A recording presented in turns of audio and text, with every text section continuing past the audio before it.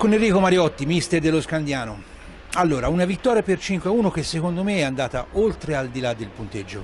Una partita ben giocata dalla vostra squadra, ben messa in pista, azioni veloci, contropiedi veloci. Il loro portiere ha fatto delle belle parate, ma anche il vostro, in regime di power play loro, si è eretto a difensore.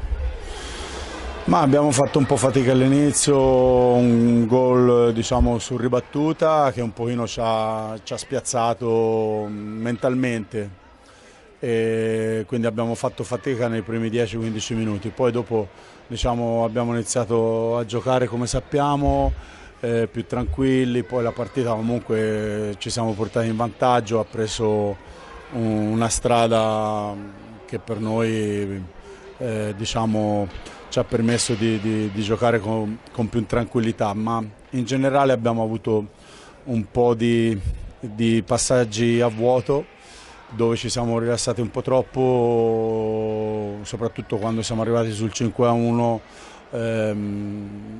e la cosa diciamo, per me non va bene, perché bisogna continuare ad avere nei 50 minuti un livello alto di attenzione difensiva, di gioco offensivo, di realizzazione. Credo che potevamo fare dei gol in più, però bisogna dar merito anche al Castiglione, al portiere, alla squadra, che hanno comunque sempre lottato fino alla fine, non hanno mai diminuito la loro intensità e la voglia di giocare e di rimontare la partita.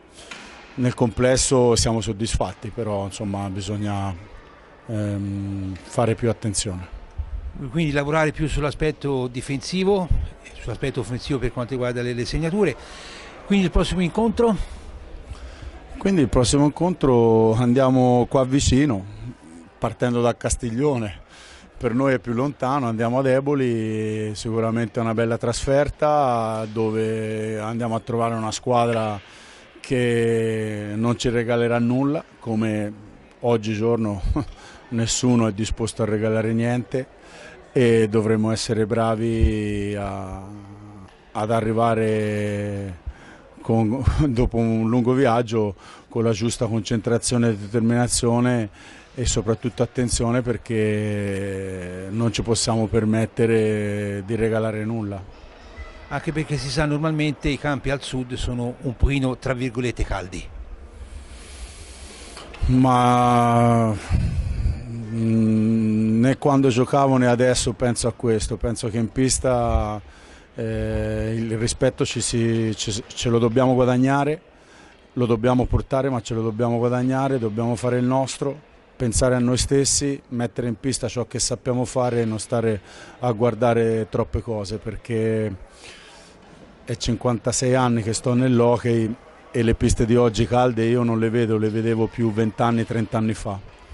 Oggi sinceramente, con tutte le partite che sono riprese dalla TV, voglio dire, non è che succede niente di particolare, dai.